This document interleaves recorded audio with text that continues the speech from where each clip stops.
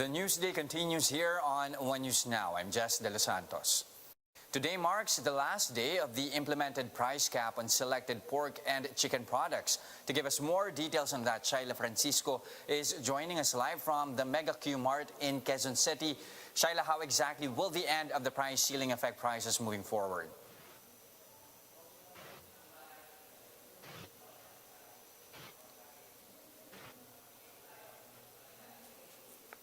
Okay, Shaila, okay, we're having a bit of a technical difficulty there trying to connect to Shaila. We'll try to get back to her. For now, the Trade Department says the economy was recovering prior to the ECQ bubble, but slow growth is now expected with stricter quarantine restrictions. On One News's agenda, Trade Secretary Mon Lopez said the enhanced community quarantine has gravely affected businesses in the NCR Plus, especially those that are labor-intensive. Lopez warns that another ECQ extension will cause the economy to plummet further. To us, this is already the one-time, big-time lockdown, the ECQ, that will allow very essential businesses to continue because you cannot stop these essential businesses. What we're saying is we cannot also continue to be on ECQ for a long time. Kaya what we are looking at is a gradual movement towards the opening pa of the next level sector that are low risk. Lopez also expressed concern over the ECQ's impact on employment, especially on the tourism sector.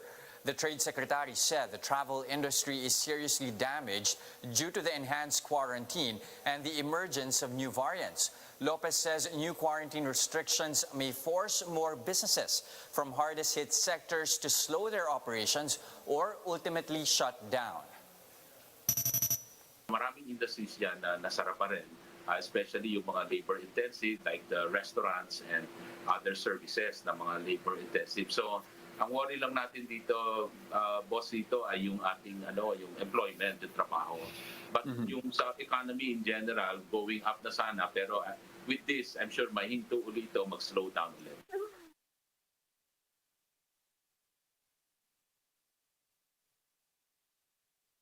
And various agencies are ramping up initiatives to aid local governments in easing the critical capacity of their hospitals. To give us more details, we have with us Jen Calimon. She's joining us on the line from Malabon. Jen, what's the plan for decongesting of hospitals in the metro? Let's start with the Health Department.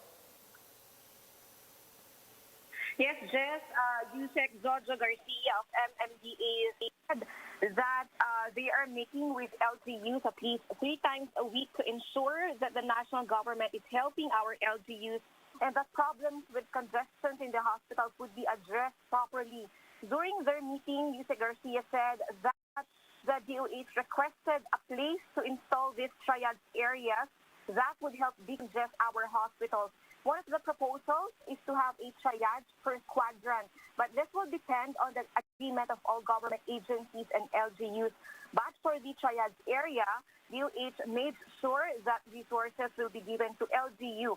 The Philippine Red Cross will donate beds.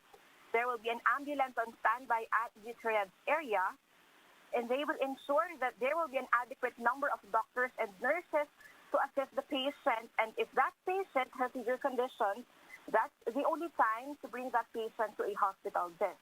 Well, Jen, how about for other agencies? What will be their contributions to actually bring down occupancy in these facilities? Okay, just according to Yusek Garcia, the DPWH is doing its part to fix our facilities to maximize our bed capacity. DPWH reported new bed capacities for Quezon Institute. It has 110 new beds. For Lang Center, 16 beds. How about when 200 beds will be vacant in Tier 15.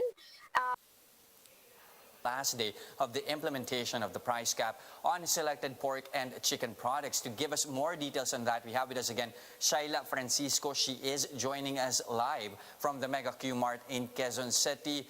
Shaila, what should we expect moving forward?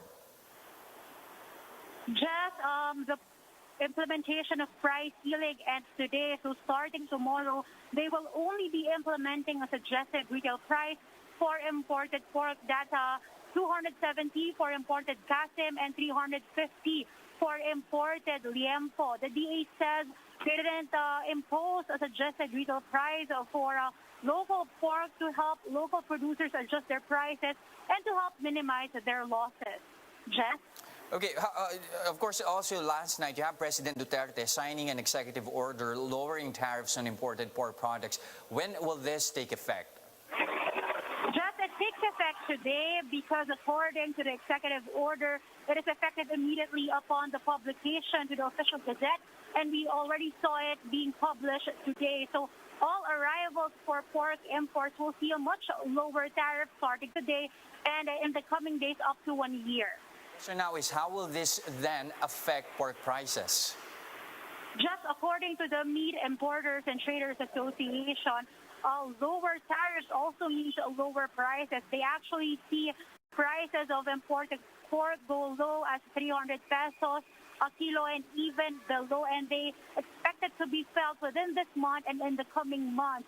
Now, as for the local pork, local producers are also expecting prices to follow suit, but this they say will only be temporary as some local raisers may get discouraged to produce pork, thereby affecting or lowering the supply and affecting prices in the future. Just Now, are there any plans from the DA to extend or reimpose a price cap anytime soon? as of now, there are no plans to extend the price cap. Only suggested retail price rather for imported pork. Jet? Okay, do we have a reaction as well from the local vendors, from the retailers and manufacturers as well regarding this new policy? Just actually, the local vendors were expecting that there will be some sort of price control also for local pork since this is much more in demand and prices keep on increasing. But as I said earlier, there are no plans to impose any suggested retail price for local pork. Now, for manufacturers, they welcome the decision of President to lower imports. Processors say this will result to more affordable processed meat products in the market. Jess? All right, thank you very much for those updates. Again, that was Shaila Francisco reporting to us via phone from Quezon City.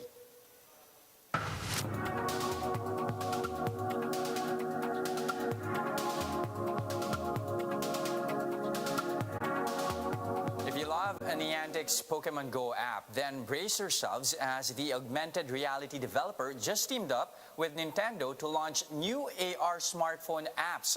Watch this.